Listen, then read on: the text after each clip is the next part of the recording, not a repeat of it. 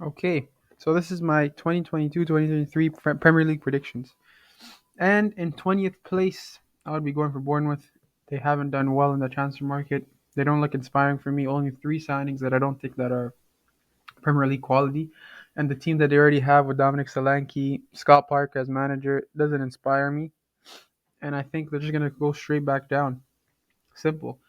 And for me, next it would be Fulham. They have made some decent signings with Manor Solomon and Bert Leno, but still, I don't think what they did last season in the Championship can translate into the Premier League because I feel like Mitrovic he has come to the Premier League and he scored only 3 goals in that time, and then he went back to the Championship and started breaking records. But I don't feel like it would translate again. He doesn't have. I don't think the second chance he has in the Premier League wouldn't translate well. So I don't feel like Fulham are making it making it to stay in the Premier League. I feel they're just going back down, just as Bournemouth. And in 17th and 18th place, I have Everton. Everton, they lost for Richarlison, which is a big loss for them. They don't have someone that will score the goals. Although Dominic Calvert-Lewin, he might do some, but he still needs help from someone like Richarlison. But now they don't have him.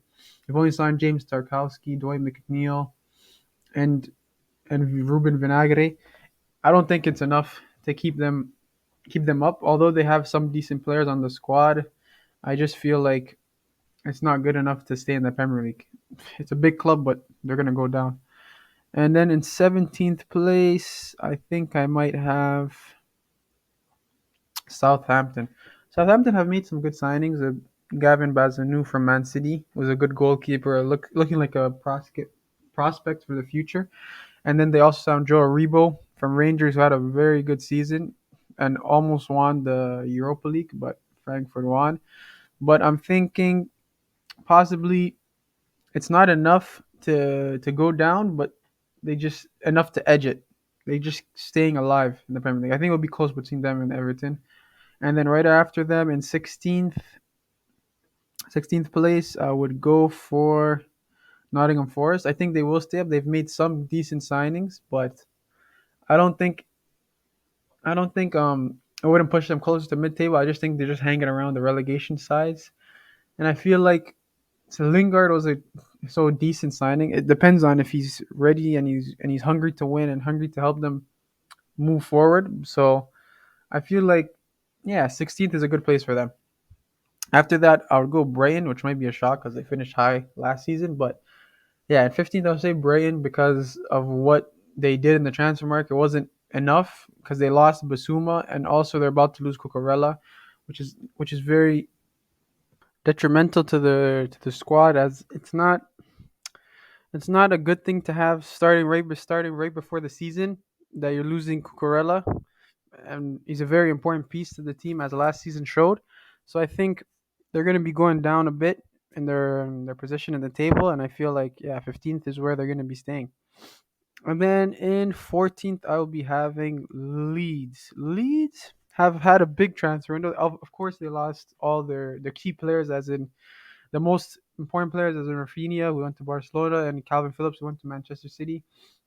But they've made some good underrated signings with Tyler Adams, for example, Luis Sinistera, and Brendan Aronson from Salzburg, which I feel like will help them get a little boost of excitement and energy and youthfulness into the squad. And I feel like Mark Roca from Bayern Munich has also been a decent buy because although he hasn't been playing, he's been a very good talented player that came from Espanyol, and he had a good time in La Liga. But the move to Bayern kind of slowed him down. But I feel like this is going to be a boost, and their coach Jesse Marsh is going to be.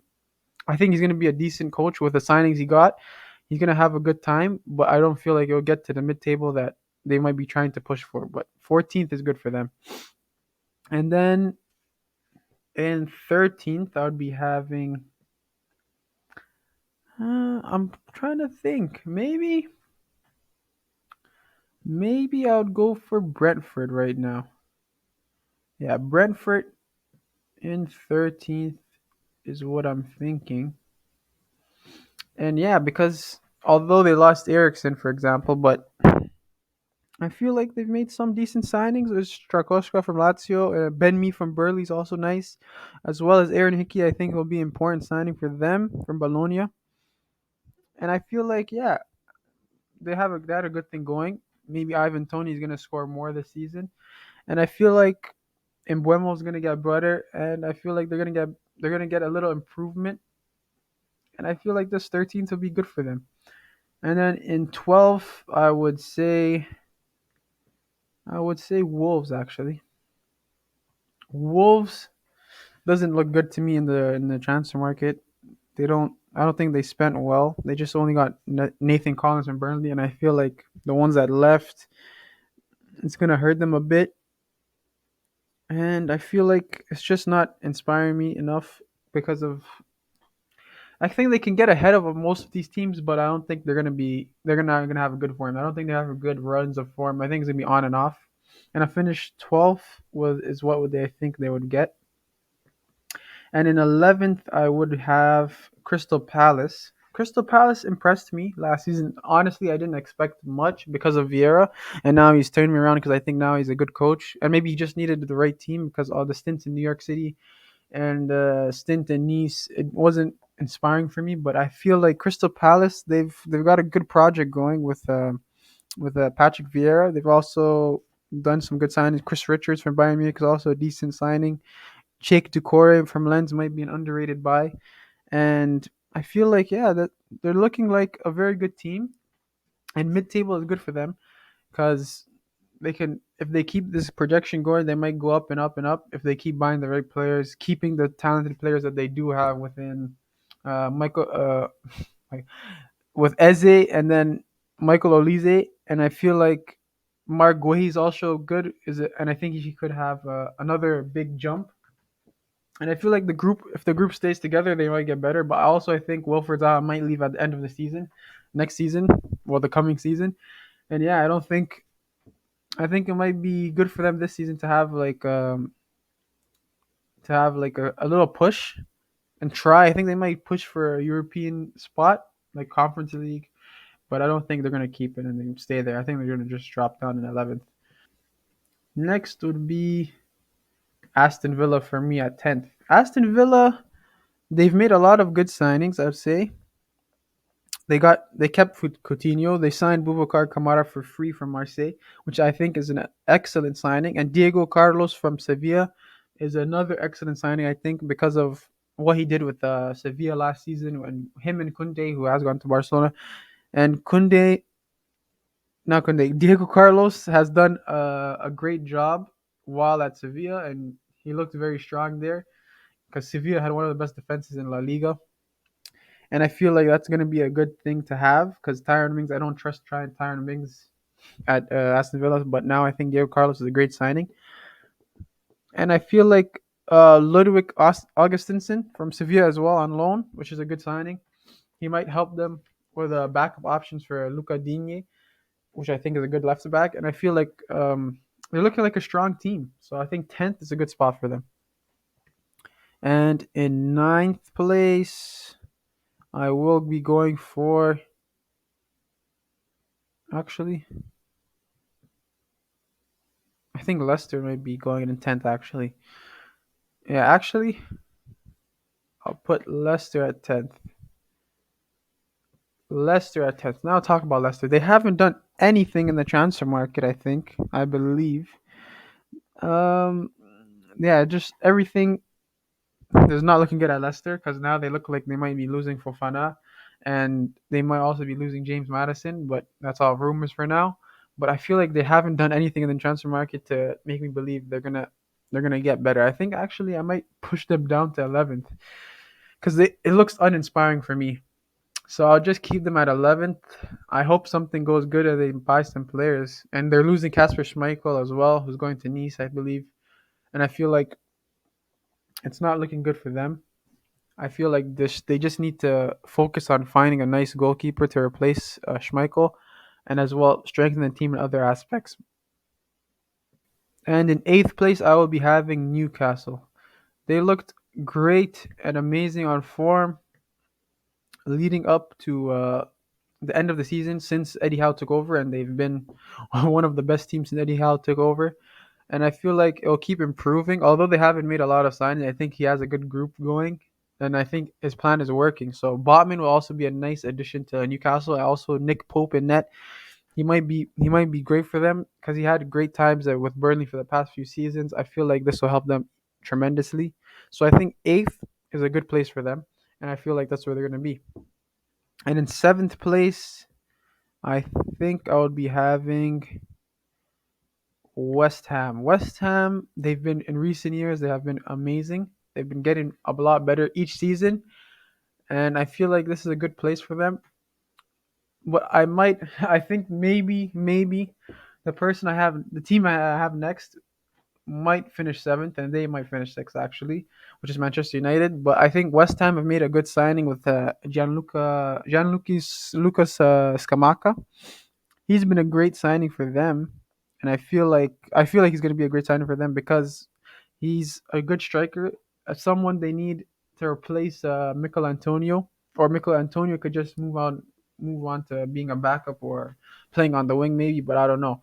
I feel like he's better than Mikel Antonio, and it'll take time for him to settle into the Premier League. So I feel like it's going to be a good signing, and also Naif Aguerd from Rennes is going to be a great signing for them at center back. It gives them more options, and I think he's one of the better center backs they have at the club.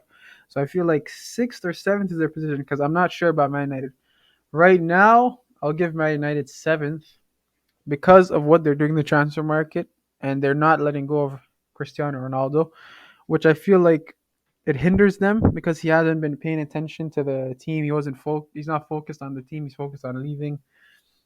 And recently, he's leaving before the game finishes, and Ten Hag doesn't like it. So, but although I do think Ten Hag is a good coach, I feel like the team morale isn't at its best at the moment. But I think the signings they've made with Lissandro Martinez, and Christian Eriksen and Tyler Malacia have been very good. I think Tyrell Malacia would be a good addition at left back, and Lissandro Martinez is a good option for center back or defensive midfield. And Christian Eriksen is a good creative playmaker, but I feel like they're missing a DM, so like a center defensive mid who would help them out. Right now, it doesn't look like De Jong's coming. Frankie De Jong's coming to Manchester United, so I feel like maybe they go for Ibrahima Sanagari. Although it might be difficult for him to settle in at this late in the stage of the transfer window. I feel like it's just they don't have what it takes at the moment, the like right personnel to go compete for a top four spot. So I think they're hanging around this fifth to sixth to seventh place, so the Europa and Conference League spots. And in fifth place, I would be tempted to go for Chelsea, but I am not sure how they're standing. But at the moment, I will be going for Chelsea. It's a surprise, but I feel like they have they have issues. Their transfer window was ruined by Barcelona, for example, with Rafinha and Kunde, who were targets for them. They wasted their time on those targets, thinking they would come, but they didn't go.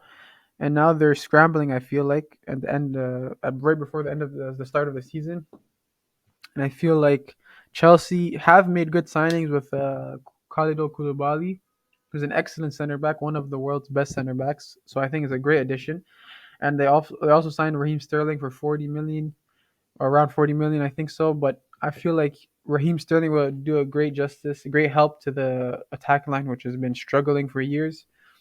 So I think it will help for them for those two signings will help a lot, but I feel like they still lack something, maybe in the midfield and maybe a striker, which they have been searching for, and maybe one or two more center backs, which they still have a lot to do in the transfer window. That's why at this moment I still think they might just scrape, like they might just get fifth, like they might almost scrape top four, but I think they're going to be at fifth right at the moment right now. But times can change. We don't know. If they make a few signings, maybe they can push in for fourth or third even. And in fourth place, I will be going for the Arsenal. Arsenal have made a lot of great signings. I feel like Zinchenko's excellent signing because Tierney has injury issues, and if Tierney doesn't have injury issues, you can also play Zinchenko in midfield. it's just gonna be a versatile player for them, great useful player for them, and I feel like it's a step forward. As in, Arsenal are pushing forward to try and get Champions League spots, which believe they will be getting at this moment in time. And I feel like it's a sign of progression in the project that they have with Zinchenko, but also the biggest one is Gabriel Jesus. I feel like this is his break. I feel like this is his moment to shine. He's always been a backup option or playing on the wings in Man City. Hasn't gotten a lot of game time, and I feel like it's perfect for him. It's a perfect opportunity right before the World Cup as well.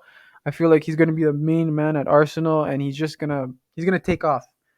I expect for him a lot of goals this season, and I expect for Arsenal to get a strong push from him, Saka and Martinelli, as well as Odegaard feeding them from behind.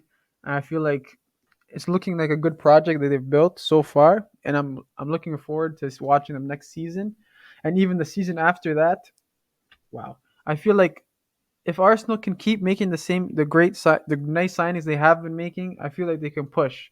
Maybe in 3-4 years, maybe a Premier League title if they continue on this path of progression.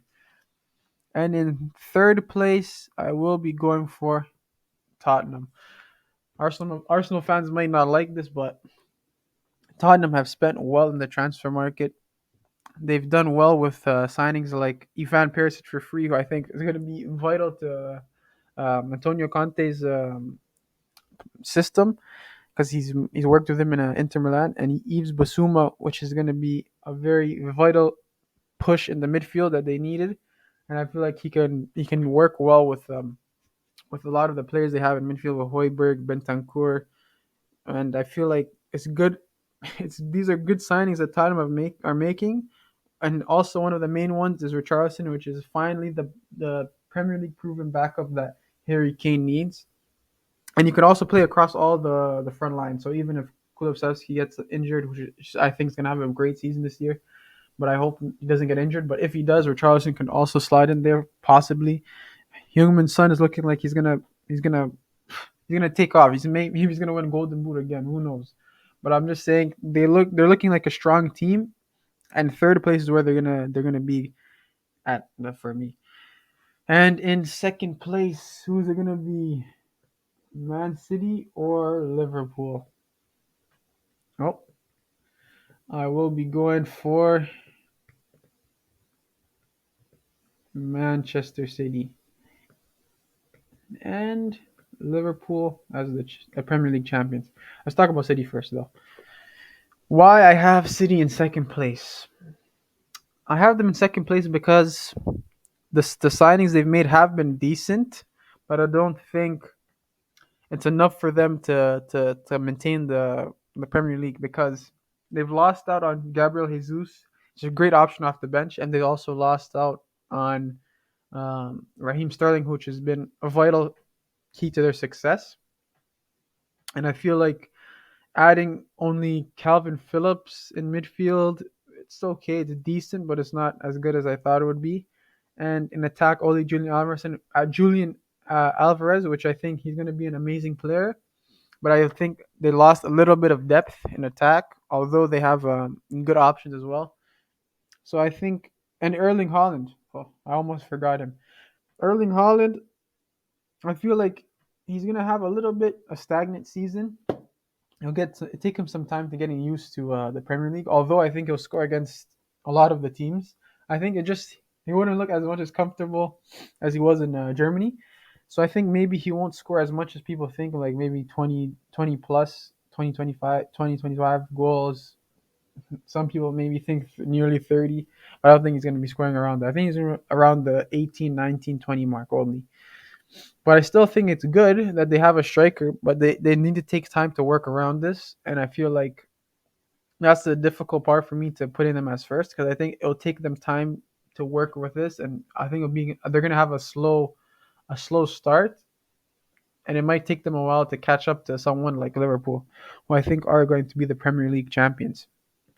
I think Liverpool will be the Premier League champions because they look like although they lost Sadio Mane, which is a huge part of their success. I feel like having Darwin Nunes in a system that I think suits him I think will help them a lot because on the other side, for example, Manchester City have Haaland, who doesn't really suit them at the moment. Although I think he'll get better with time, but I think at the straight up, I don't think he'll suit them as well.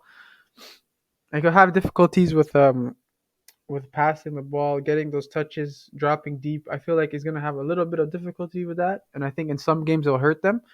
But I feel like Liverpool overall are looking like a stronger team, and even in the Community Shield, it showed that they're like more fit, more sharp, more ready, and I think their system is looking like it got a little bit stronger.